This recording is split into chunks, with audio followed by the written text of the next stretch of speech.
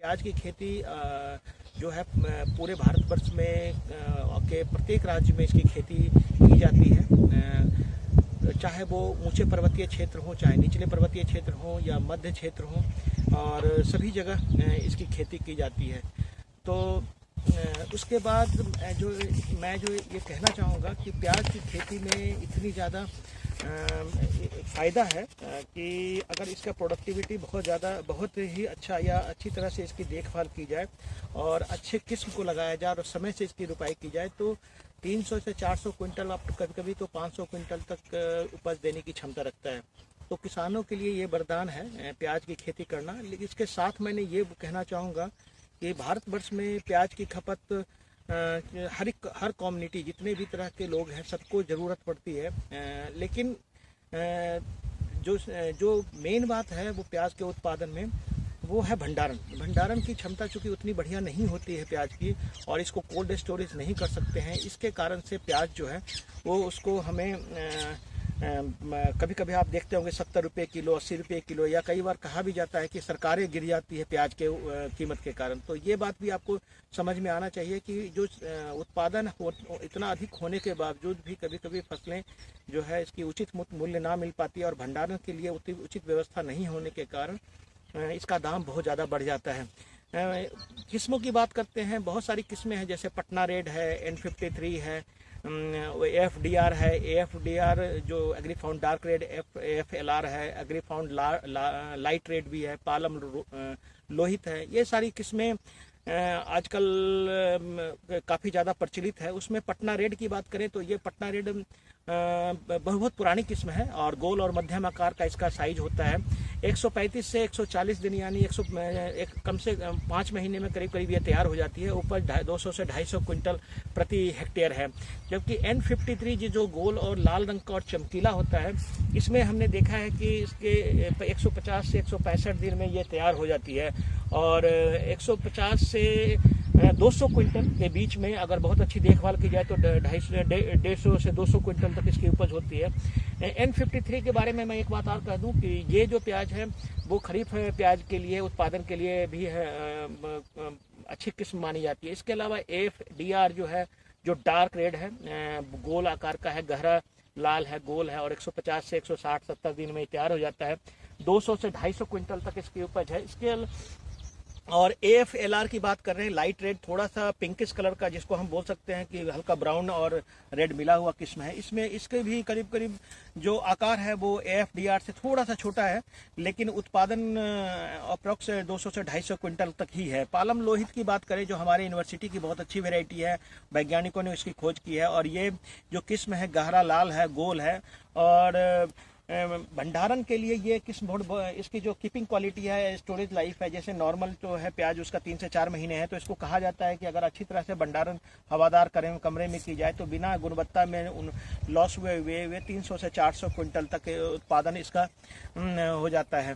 तो उसके अलावा जो ब्राउन स्पेनिश है, जो किस्म में सुना ये ऊंचे पर्वतीय क्षेत्रों के लिए बड़ी अच्छी किस्म मानी जाती है, और गोल, अंडाकार, लाल, भूरा और ऊंचे पर्वतीय क्षेत्र के लिए उपयुक्त किस्म है। ऊंचे पर्वतीय क्षेत्र को जहां तक लगाने की बात है तो हम ऊंचे पर्वतीय क्षेत्रों में जैसे कि किन्नौर या लाहौल स्पीति वाले एरिया में तो बहुत ज़्यादा प्रचलन प्याज का नहीं है, क्योंकि पनीरी उगाना थोड़ा सा मुश्किल है। जिनके पास पॉली हाउस की व्यवस्था है वहाँ पर इसके उगाते हैं।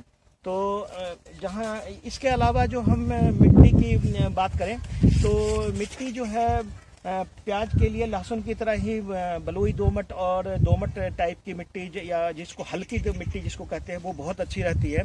हम प्याज के खेत में खड़े हैं और ये प्राइवेट सेक्टर की बहुत सारी ऐसी किस्में भी हैं जो यहाँ पर हम लगाते हैं, और वैसे AFDR हमने यहाँ पर लगाया है और ये किस्म बहुत अच्छी है। इसका आकार भी आप देख सकते हैं कि ये करीब करीब मतलब 100 ग्राम 150 ग्राम तक का प्याज बना है।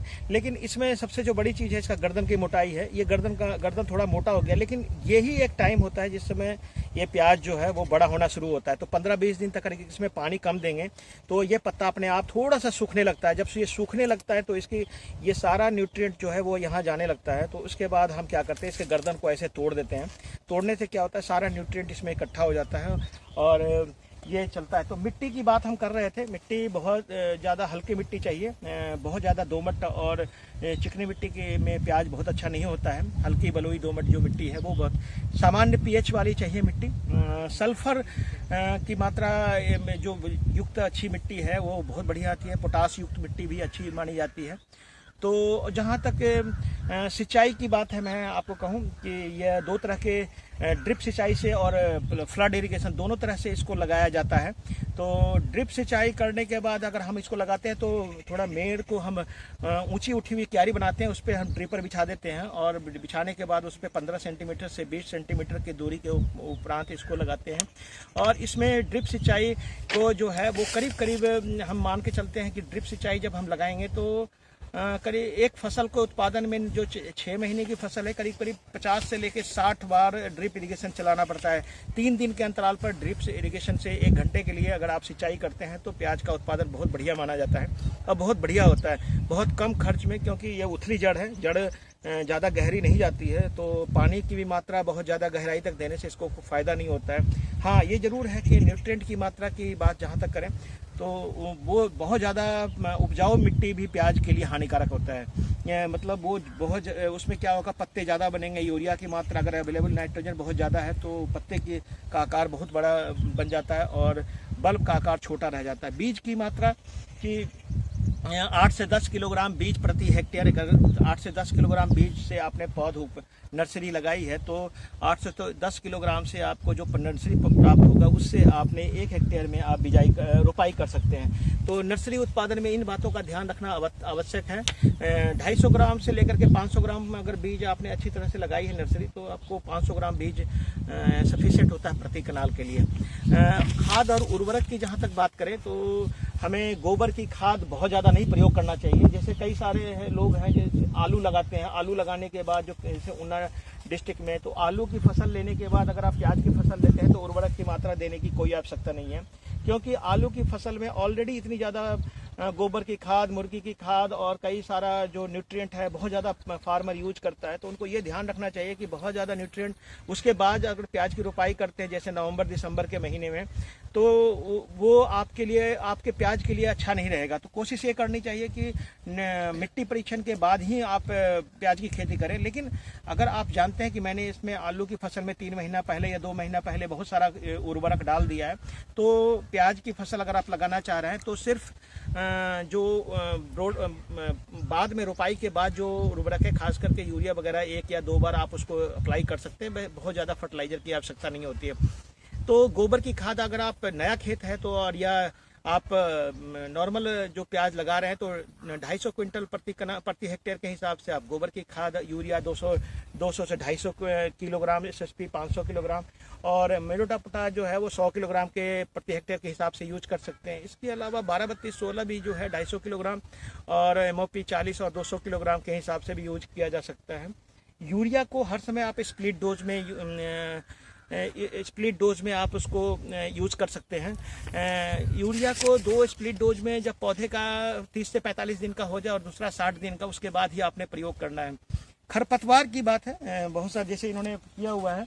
खरपतवार के लिए 2 तरह का ऑप्शन है। एक तो प्लांटिंग से पहले जिसमें हम स्टॉम्प और लाशों का प्रयोग कर सकते हैं करीब 3 लीटर प्रति हेक्टेयर के हिसाब से, या लाशों 2 लीटर प्रति हेक्टेयर के हिसाब से। लेकिन पोस्ट इमरजेंस अगर बाद में आप प्याज लगाए हैं और बहुत बड़े एरिया में लगा रहे हैं और आपको प्याज में खरपतवार की समस्या आ रही है तो ऑक्सीफ्लोराफेन, जिसको गोल के नाम से भी मार्केट में आता है, या फ्लोराफेन जो नेम है, कॉमन नेम, उसका कई सारे प्रोडक्ट है मार्केट में अवेलेबल है। उसकी 1 से 1.5 ml प्रति लीटर के हिसाब से इसका स्प्रे करने के बाद करीब करीब सारे जो वीड्स हैं वो ख़त्म हो जाते हैं। इसके अलावा जो है हम नर्सरी उत्पादन की बात करें, वैसे प्याज में नर्सरी उत्पादन के टेक्निक थोड़ा सा ज़्यादा इम्पोर्टेंट है। नर्सरी अगर हम नहीं सही तरीके से लगाएंगे तो हमें इस बात की कई बार प्रॉब्लम हो जाती है कि हमने बीज तो सही समय पे बिजाई कर दिया और नर्सरी में खरपतवार या बीमारी की समस्या आ गई, जिसके कारण से पूरा का पूरा लॉस हो जाता है।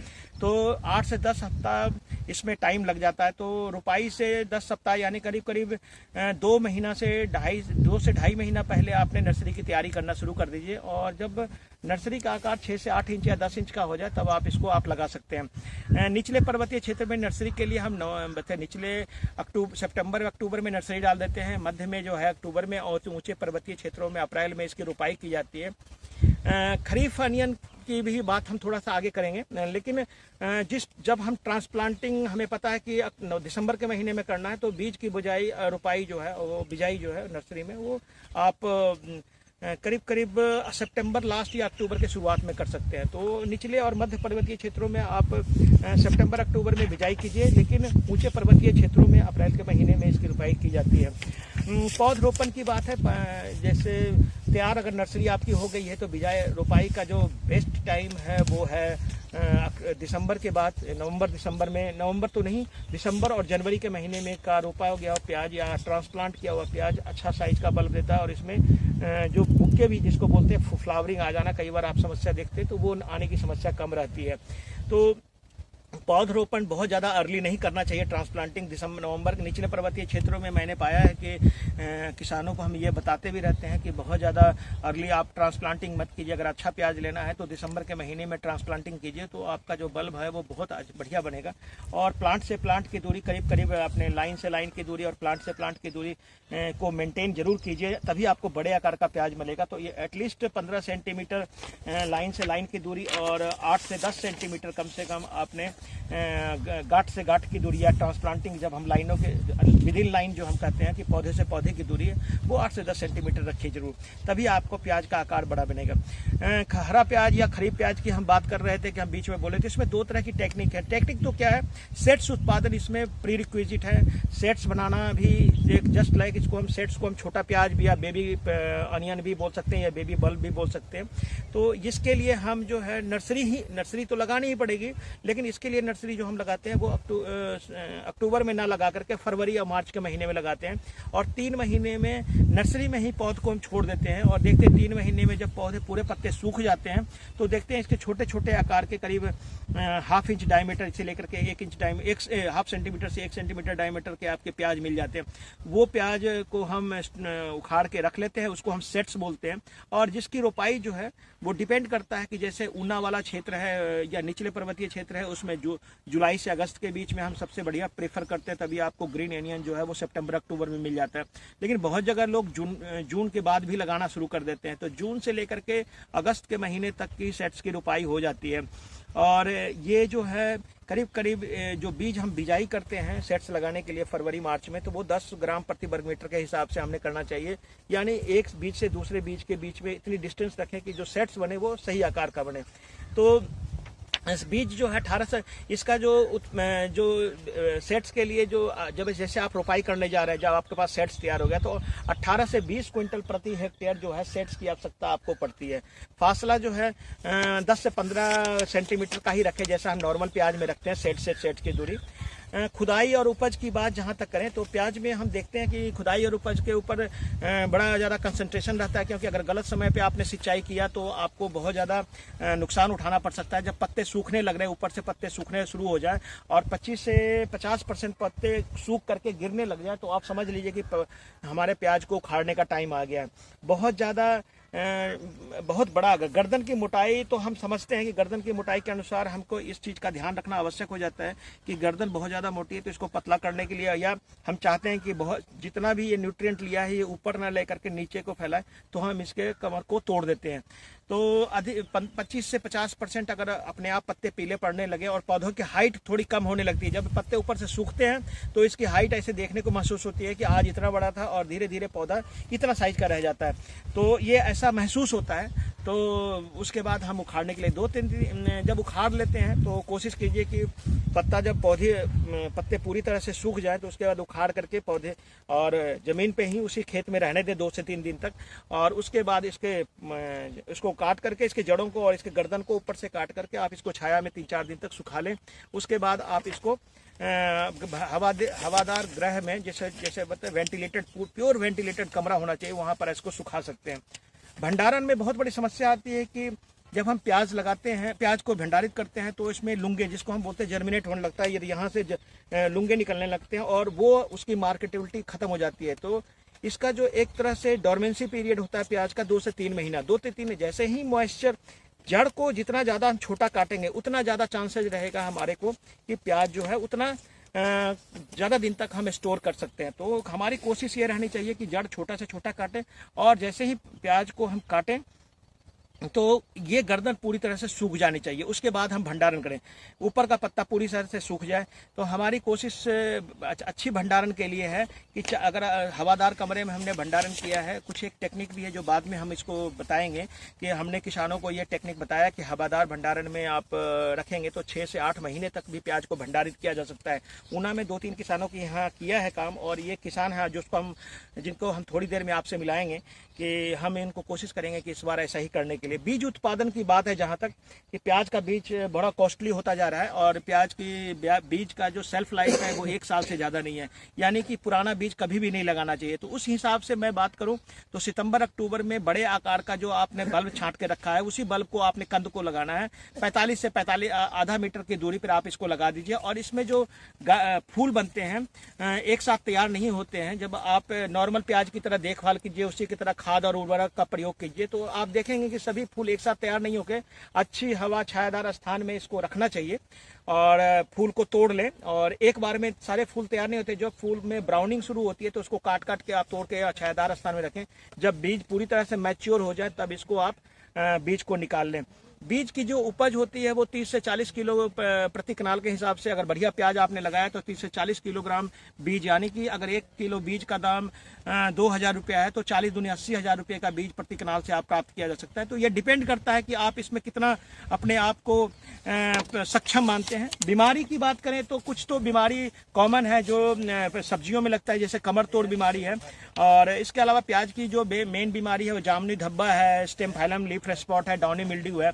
ये 3-4 बीमारियां बहुत ज़्यादा लगती है। कमर तोड़ के लिए नॉर्मल उपचार है कि क्यारियों को आप ड्रेंचिंग करें M45 और बेबिस्टिन से या साफ वगैरह से, क्योंकि पीथियम और फाइटोप्थोरा से ज़्यादा नुकसान पहुंचता है। उसके अलावा जामुनी धब्बा रोग है और स्टेम फाइलम ब्लाइट है, झुलसा रोग जिसको हम बोल सकते हैं, या डाउनी मिल्ड्यू। इसके लिए M45 और बेबिस्टिन ये अच्छा माना जाता है। इसके अलावा डाइफेनोकोनाजोल या टेबुकोनाजोल का भी स्प्रे किया जा सकता है। जामुनी धब्बा रोग मोस्टली सीड वाले अनियन में आता है, अदरवाइज नॉर्मल प्याज में ये कम आता है अगर आपने अच्छा बीज लगाया है तो। थ्रिप्स की बात करते हैं। थ्रिप्स जो है वो मेन कीड़ा है, जो कीट है जो आपको प्याज में लगता है, और लहसुन में भी। इसमें फरवरी के बाद में आप देखेंगे कि पत्ते के ऊपर दानेदार धब्बे नजर आने लगते हैं, और पत्ता जो है वो टेढ़ा मेढ़ा होकर के स्प्रिंग की तरह मुड़ जाता है। तो उस कंडीशन में थ्रिप्स का उपचार करने के लिए बहुत सारी दवाइयां हैं, केमिकल कंट्रोल है, जैसे धब्बा रोग के लिए उसके लिए थ्रिप्स के लिए करते हैं तो साइमिथियोन है, या सेविन है, कार्बरिल है, या मेटासिस्टॉक्स है, या मेलाथियोन है। इन दवाइयों का प्रयोग हम कर सकते हैं। तो किसान भाइयों, हम जो आपको बात कर रहे थे वो प्याज के बारे में बात कर रहे थे, और देखिए कितनी लहलहाती हुई फसल है जो किसान ने लगाया है। तो मैं थोड़ी देर में आपसे इनकी मुलाकात करवाऊंगा कि प्याज की फसल अगर आपने लेना है तो आपको सही समय का चुनाव बहुत जरूरी है। सही समय से रोपाई करें, सही समय पे आप प्याज लगाएं, और उससे भी सबसे ज्यादा जरूरी है कि नर्सरी का उत्पादन सही समय पे करें। बीज का चुनाव भी करें, वैज्ञानिकों से सलाह लें, कृषि विज्ञान केंद्र के वैज्ञानिक के सब्जी विशेषज्ञ वगैरह से या आप जानकारी ले सकते हैं। तो आप इसके अलावा भी आप बहुत सारा जो खास करके खाद और उर्वरक की जानकारी है और खरपतवार नाशक, ये 2 चीज़ की जानकारी आप जरूर लें। तो किसान भाइयों, मैं आपको ये कहना चाहूँगा कि जब भी आप प्याज का उत्पादन करें तो इन बातों का अवश्य ध्यान रखें। और मैं आपको बता भी रहा था कि चूंकि ये प्याज हमने यहाँ पे लगाया है, और आपको मिलाते हैं श्री राजेंद्र जी से। राजेंद्र जी, आपको बहुत बहुत मुबारक हो कि आपका प्याज अभी करीब करीब अप्रैल का महीना हो गया और आकार भी करीब ठीक ले लिया है। लेकिन मैं बहुत सारा बल्ब जो है बहुत बड़े बड़े आकार का बन गया है। आप इसके पहले कौन सी फसल ले लिए थी आपने? इससे पहले आलू लगाए थे। आलू लगाए थे। थोड़ा सा परिचय आप अपना दे देंगे? आपका नाम क्या हुआ? मेरा नाम राजेंद्र कुमार। गांव कुठेरा खैरला अम्ब ब्लॉक में पड़ता है ना। और ये बहुत बड़े, मैं आपको इनके बारे में एक जानकारी दूंगी, बहुत बड़े किसान हैं, पोटैटो ग्रोअर, अर्ली पोटैटो लगाते हैं करीब 70 से 75 कनाल में, और इनको हर बार करीब करीब अच्छा प्राइस इनको मिल जाता है। दूसरी बात ये इस बार कह रहे थे कि हम नॉर्मली गेहूं लगाते हैं, जब आलू उखाड़ लेते हैं तो कनक लगाते हैं। तो इस बार इन्होंने कनक की जगह बोला कि डॉक्टर साहब आप जो बोलेंगे, तो पिछले 2 साल से मेरे संपर्क में है, तो इस बार मैंने इनको प्याज लगाने के लिए बोला और इन्होंने प्याज लगाया है। और काफ़ी एरिया में इन्हें करीब 2 से 3 कनाल एरिया में लहसुन लगाया है। लहसुन भी बहुत अच्छा है, प्याज भी एक क्या बोल सकते हैं, एक तरह से बहुत अच्छी कीमत देने वाली फसल है। लेकिन अब मैं इनको सलाह दिया था लगाने से पहले कि जब आप प्याज लगाएंगे तो आप मेरे को गारंटी दीजिए कि प्याज को आप बाजार में बेचेंगे नहीं। कम से कम 4 से 5 से 6 महीना आप इसको भंडारण करेंगे और भंडारण की तकनीक कृषि विज्ञान केंद्र आपको देगा कि कैसे आपको बहुत कम पैसे में आप इसको सही तरीके से भंडारण करें। भंडारण करने से फायदा ये होगा कि अगर हम जून जुलाई मान लें अप्रैल में उखाड़ लेते हैं, तो मई जून जुलाई अगस्त सितंबर अक्टूबर में प्याज का रेट 40 से 45 रुपये, कभी करीब 60 रुपये, इस बार तो 75-100 रुपये तक भी चला गया था। तो किसान को अगर भंडारण की सही जानकारी हो और सही तरीके से लगाए तो आप इसको भंडारण कर सकते हैं। और इस बार इसको आप भंडारण करेंगे क्योंकि ये तजुर्बा आपको काम आएगा कैश क्रॉप उत्पादन में कि एक बार आलू और एक बार प्याज, 2 फसल ही अगर आपको इतना ज्यादा पैसा दे रहा है तो फिर तो कोई जरूरत नहीं है दूसरी फसल लेने का। ठीक है ना। और कनक का अगर मान लीजिए 20 कनाल में आपने प्याज लगाया तो 20 क्विंटल कनक होगा या 20 से 30 क्विंटल होगा। लेकिन अगर प्याज आपका होता है तो अगर 20 कनाल में आपने लगाया तो कम से कम 15 क्विंटल से लेकर 20 क्विंटल पर कनाल के हिसाब से प्याज होना चाहिए। तो 20 में 400-300-400 क्विंटल अगर आपको प्याज हो रहा है और उसका रेट 40-30 रुपये भी किलो मिल रहा है तो कहाँ से कहाँ बात पहुँच जाएगी। तो इसलिए मैं राजेंद्र जी को ये सलाह भी दे रहा था और मैं सोच रहा था कि आने वाले समय में जब है किसानों को हम ये बताने की कोशिश करेंगे कि देखिए प्याज एक अच्छी फसल है, उसको आप मतलब आप उसकी खेती कीजिए। ऊना डिस्ट्रिक्ट में अंब ब्लॉक में या ऊना के कोई भी ब्लॉक में प्याज की खेती संभव है, सिर्फ पानी की व्यवस्था होनी चाहिए। कृषि विज्ञान केंद्र से आपने जानकारी लीजिए और आने वाले समय में आप अच्छी उपज प्राप्त कर सकते हैं। आपको उत्पादन में कोई समस्या तो नहीं आई? ऐसी कोई समस्या नहीं आई अभी तक, मुझे भी लग रहा है किसी तरह की बीमारी नहीं है। तो ऑलमोस्ट ये हार्वेस्टिंग का स्टेज है। मैं आपको एक सलाह दूंगा कि सिंचाई तो पूरी तरह से बंद कर दीजिए और 3-4-5 दिन के बाद, 1 सप्ताह के बाद करीब इसको आप गिराना शुरू कर दीजिए। अभी मत गिराइए, 1 सप्ताह अच्छे उत्पादन, अच्छा उपज लेने के लिए, अधिक उत्पादन उपज लेने के लिए हाथ से प्याज को गिराना भी रिकमेंडेशन है। हाथ से? हाँ, हाथ से गिराना का मतलब आपने क्या करना, इसको गैस का सिलेंडर आता है, खाली सिलेंडर ले लीजिए और उसको लुढ़का दीजिए। हाथ से लुढ़काते, पैर से लुढ़काते जाइए। उससे या बड़ा सा ड्रम हो आपका लोहे का तो उसमें थोड़ा पानी डाल दिए, थोड़ा भारी हो, और उसको लुढ़काते जाइए। उससे अच्छा कुछ नहीं है। सबसे बढ़िया है गैस का सिलेंडर, 18-19 किलो वजन होता है। अगर बड़ा हुआ सिलेंडर हो तो और अच्छा है। तो वो आपका आराम से पूरे उसको प्याज को आप तोड़ सकते हैं। तो राजेंद्र जी बहुत बहुत शुभकामनाएं आपको। देखते हैं कितना उपज होता है और जब ये ग्राउंड पे चीजें आएगी। सबसे बड़ी चीज आपने देखी, आपने बोला था डॉक्टर साहब मुझे फूल आ जाता है, लेकिन आपको सही समय पे पनीरी पौध लगाया, एक भी फूल आपको नजर नहीं आया। तो ये बहुत बड़ी अचीवमेंट है। अदरवाइज लोग यहाँ पर डर जाते हैं कि जी प्याज लगाएंगे और उसमें बुक्के निकलने लग जाएंगे तो बहुत समस्या आएगी। सही समय पे लगाएंगे तो कोई समस्या नहीं आएगी। तो बहुत बहुत धन्यवाद किसान आप लोग का, और जो सुनने के लिए भी आप लोगों को, और आप जो इस बात को ध्यान रख रहे हैं कि आने वाले समय में हम आप एक बार और आपसे मिलेंगे जब आप इसको उत्पादन करेंगे।